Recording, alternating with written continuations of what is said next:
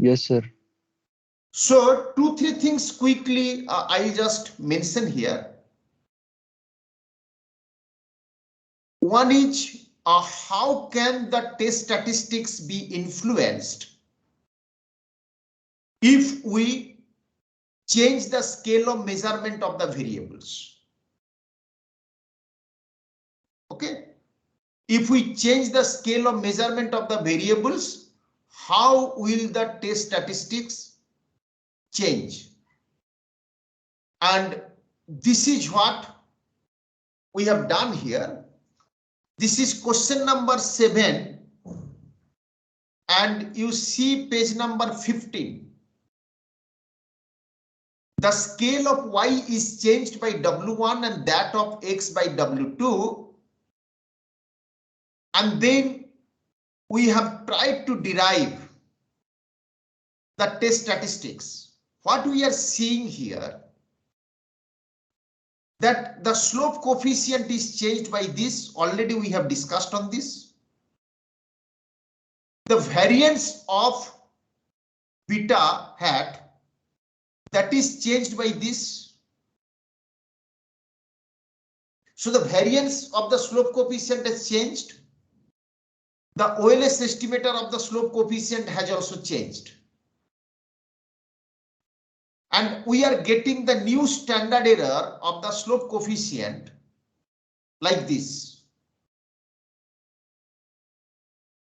So if we talk about t statistic, we are not seeing any difference.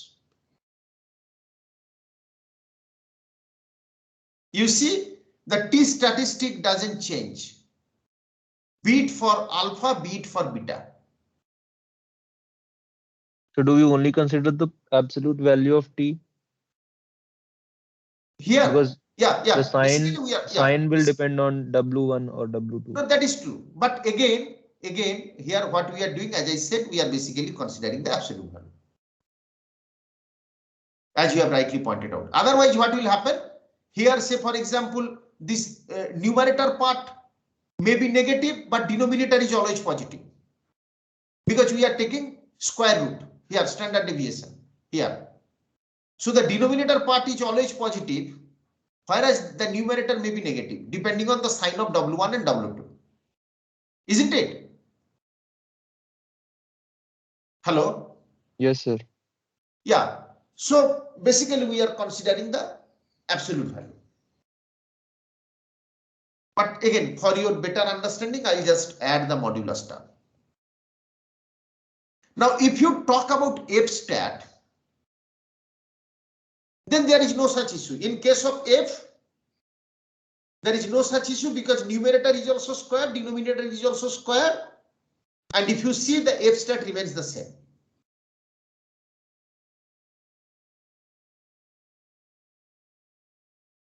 And in case of T statistics, as you know, the T statistic, T distribution is symmetric. So even if the sign alter, the conclusion on the statistical test will not alter, isn't it? Yes, sir. So the basic conclusion on t test will remain the same because t distribution is symmetric. And for F, there is no question of alteration in sign because we are squaring the numerator as well as the denominator. So the test statistics will not change. For t, they will not change in their absolute values. And for F, obviously there will be no change because both the numerator and denominator are square. Now, there is another very important perspective, that is the relationship between F statistic and R square value. This is the relationship between F statistic and R square value.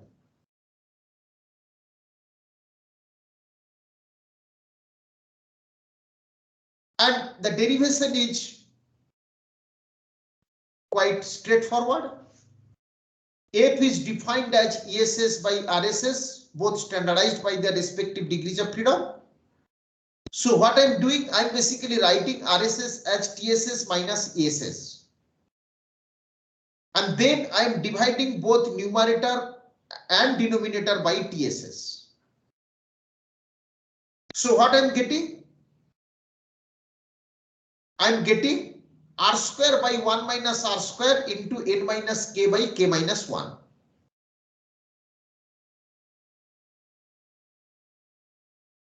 This is what? A general relationship between F statistic and R square. Now you can see from here, there are some interesting aspects of this relationship. Given N and K, if R square value goes up, then this numerator will go up and denominator will go down. That means this ratio will go up. And hence F value will go up. And when computed F value increases, obviously the probability that this computed value will exceed the critical value, that will also go up. And when the computed value exceeds the critical value, the model will be significant. So when R square value increases, R square by 1 minus R square increases, given N and K, the computed F value will go up, and hence the probability that this computed F value will exceed the critical value, that will also go up, and hence there is larger probability that the estimated model will be statistically significant.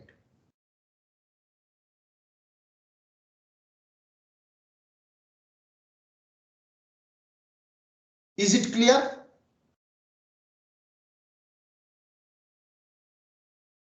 Is it clear? Yes, sir. Yes, sir. Now, I have a question. There would be many situations, even in today's example you have seen, a model is significant but R square value is not very high. How can it happen? R square value is very low, but the model turns out to be statistically significant. How can it happen? I can just show you in one example. Here you see R square value is 0.17. It's not very high, but the estimated model is significant at 1%. You just see here, R square value is even lower, 0.115, but the estimated model is significant at 1%.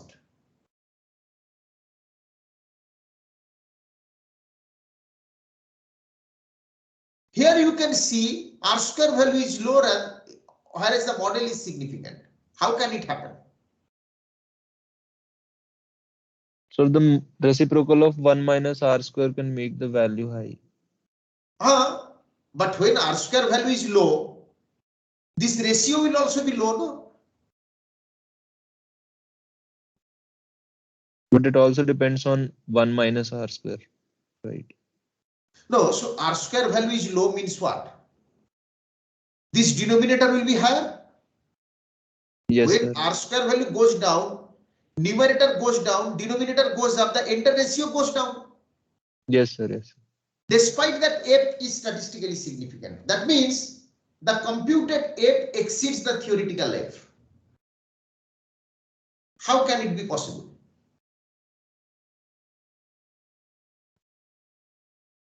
It is possible depending on N and K, isn't it? Degrees of freedom. If n is too large, then even if R square value is low, this entire product will go up and F value will go up. Isn't it?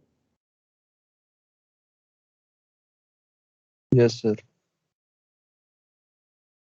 So, statistical significance of F depends not only on value of R square, but also on the degrees of freedom. If n increases, then this degrees of freedom for the denominator, that goes up.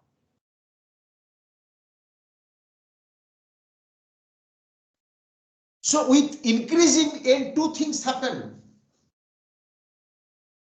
On the one hand, this value of this computed F, value of this computed F statistic will go up. On the other hand, the critical value of F will change.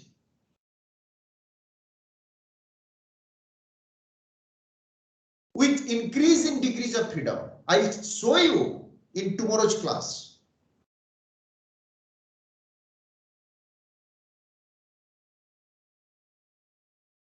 So this degrees of freedom, it matters a lot. And that is why you will see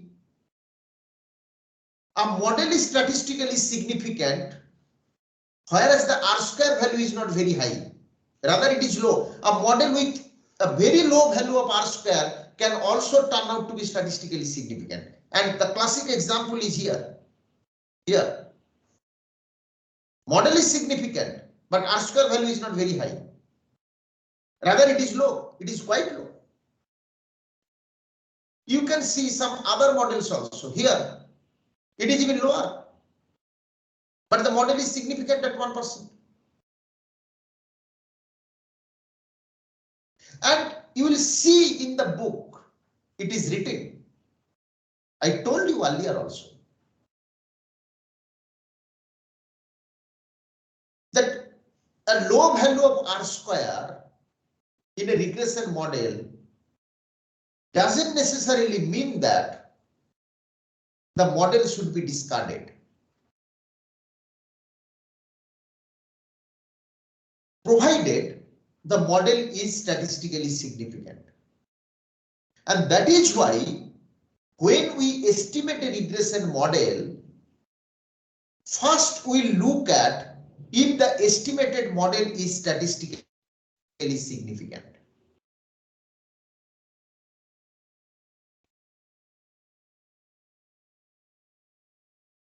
First we look at if the estimated model is statistically significant. Then we look at the value of R square and adjusted R square. But it is possible that a model will turn out to be statistically significant and the R square value is very low, and this doesn't mean that we should discard the model.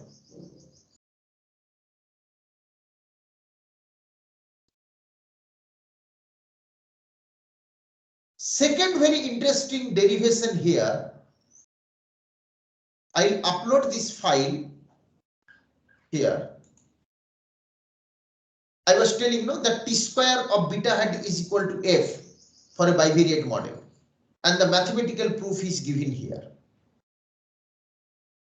For a bivariate model, this F statistic would be equal to ESS by degrees of freedom divided by RSS by degrees of freedom, would be equal to beta hat square into summation of small xi square, which is ESS, divided by degrees of freedom k minus 1 means 2 minus 1 means 1, and then RSS summation of u hat I square divided by n minus 2. And through mathematical simplification, you can write it as beta hat divided by this. And you know this summation of u hat I square divided by n minus 2, this is nothing but sigma hat square. The summation of u hat I square divided by n minus 2, this is nothing but sigma hat square. So this can be rewritten as sigma hat square divided by summation of small xi square. And then as you take the square root, because I am taking square root and I am squaring it up, then ultimately I am getting beta hat divided by standard error of beta hat. And then this is square, and you know this is t statistic of beta hat. So it is t square beta hat. So for a bivariate regression model, it is mathematically true that t square of beta hat is equal to the H statistic for the estimated model. Is it clear?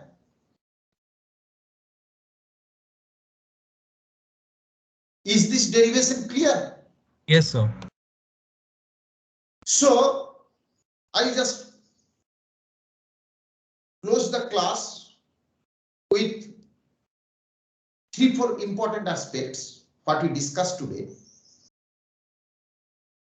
First one is how the regression results may alter depending on inclusion or exclusion of independent variables.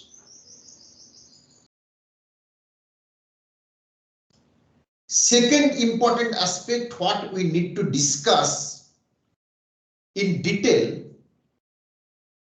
that is choice of the significance level.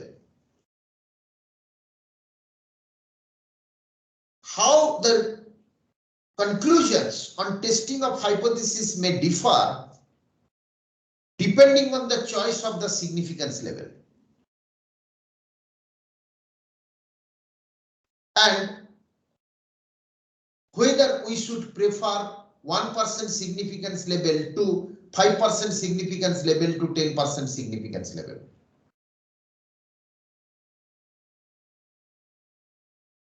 Why? If it is so, why? Why should we prefer 1% to 5%?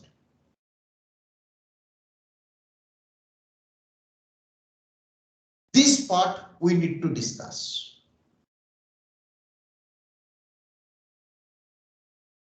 The other part that we should discuss in tomorrow's class is basically the empirical part of some such derivations, like a model with low value of R square, but otherwise a model that is statistically significant. What may be the potential implications? And then we'll go for estimating multiple regression model. But before that, we'll have some discussion on derivation of the regression coefficients in a multiple regression model, their standard errors, etc. So tomorrow's class would be partly theoretical and partly lab oriented. Okay, so we'll just quickly go through the theoretical part and then we'll focus on the empirical part.